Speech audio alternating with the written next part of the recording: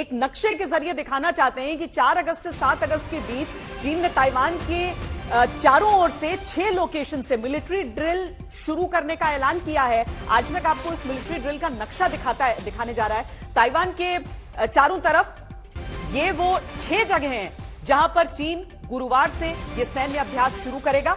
उत्तर, दक्षिण, पूरब, पश्चिम चारों तरफ से शुरू होने वाले इस युद्धाभ्यास में लाइव फायर ड्रिल्स होंगे। समुद्र और हवा दोनों में उस समय दूसरे जहाजों का आना जाना प्रतिबंधित रहेगा। तो ये 6 लोकेशंस के साथ उसने ये सब जारी कर दिया कि यहां पर हम एयरस्पेस बंद रखेंगे इस टाइम, और लाइव फायर ड्रिल्स होंगे, यानी आर्टिलरी फायर का इस्तेमाल वो करेगा। ताइवान को छुएंगे तो नहीं वो गोले, लेकिन जो जब वहां से निकलेंगे उसके जो युद्धाभ्यास के जरिए वो गोले नजर आएंगे जब, तो वो चाहता है कि ताइवान समेत पूरी दुनिया के दिल में दहशत उस समय रहे। और एक तरह से अगर आप पूरा नक्शा देखें तो आप समझ जाएंगे कि वो दिखाने की कोशिश कर रहा है कि वो ताइवान को चारों ओर से घेरा हुआ है, वो घेर सकता है और उस समय कोई भी वहां तक पहुंच नहीं पाएगा। लेकिन रोहित, ये सारी चीजों में यह भी साफ समझ में आता है कि उसके मन में अमेरिका को लेकर डर है। उसे मालूम है कि वो पंगा बातों से तो ले सकता है, लेकिन युद्ध में वो भी नहीं जाना चाहेगा, क्योंकि चाइना और यूएस का भिड़ने का सीधा मतलब हो जाएगा जिस वर्ल्ड वॉर की हम बात करते हैं। अब ये जो धमकियां वो दे रहा है और कह रहा है कि थर्सडे से हम करेंगे, वेंसडे को तो वापस आ जाना है अब नैन्सी पेलोसी को। जी जी बिल्कुल श्वेता, और यही बात कल white house national security council के स्पोक्स पर्सन जॉन कर्बी ने कही थी कि हम एंटिसिपेट करते हैं कि चाइना जो है शायद मिलिट्री एक्सरसाइजेज जो है वो बढ़ा दे, नेवल एक्सरसाइजेज जो है वो बढ़ा दे। उससे ज्यादा उनका भी आंकलन था कि उससे ज्यादा चाइना शायद कुछ नहीं कर पाएगा। और इसमें एक और बात श्वेता ये भी है कि देखिए, ऐसा नहीं है कि ये ऑब्वियसली 25 साल बाद स्पीकर गए हैं वहां पे, नैन्सी पेलोसी गए हैं, इससे पहले न्यूट गिंगरिच गए थे 1997 में, लेकिन पिछले साल ही काफी सेनेटर्स गए थे ताइवान, हाउस ऑफ रिप्रेजेंटेटिव के लोग भी गए थे ताइवान। तो कहीं ना कहीं मुझे लगता है कि एक चाइना ने they bit more than they can chew. उनको पता था शायद कहीं ना कहीं कि वो ज्यादा कुछ कर नहीं पाएंगे, लेकिन इस बार बयानबाजी में वो शायद कुछ ज्यादा आगे निकल गए। और अब जो है इसे कहीं ना कहीं उसे कोशिश की जा रही है कि हम दिखाएं कि हम क्या क्या केपेबल हैं, हम क्या कर सकते हैं, क्या नहीं कर सकते।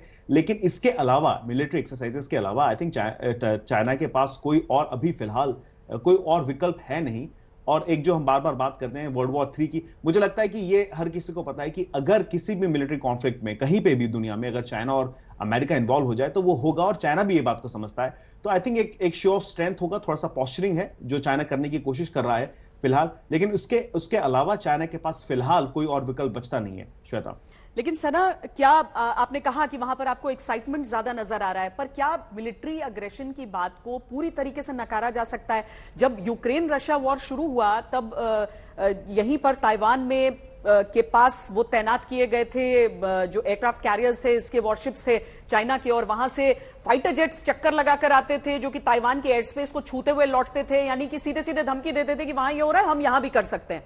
पर ताइवान एक छोटे से देश में वो हिम्मत तो दिखती है, पर वो भी समझ रहे होंगे कि वेंसडे के बाद थर्सडे को अगर चाइना कह रहा है कि हम ये करेंगे, तो वो ये भी दिखा रहा है कि अमेरिका तुम्हारे साथ हमेशा खड़ा नहीं है। नहीं, मैं रोहित की बात से बिल्कुल सहमत हूँ। जो उन्होंने बोला कि उन्होंने इतनी बयानबाजी कर दी थी, उन्होंने इतना एस्केलेट कर दिया इस चीज को कि अब उन्हें कुछ करना पड़ेगा। अब क्या करना पड़ेगा? वॉर तो हो नहीं सकती है, हमला नहीं कर सकते, और हमला वो तभी करेंगे जब ताइवान बोलेगा कि हाँ, हम एक इंडिपेंडेंट कंट्री और हम इंडिपेंडेंस ताइवान से ले रहे हैं, या कोई कंट्री से, अगर पेलोसी ये बोल देती है कल की ताइवान एक इंडिपेंडेंट कंट्री है, जो नहीं होगा। यही एक मुझे लगता है रीजन रहेगा ताइवान पर इनकर्जन होने का। बट अदरवाइज अब क्या करेंगे?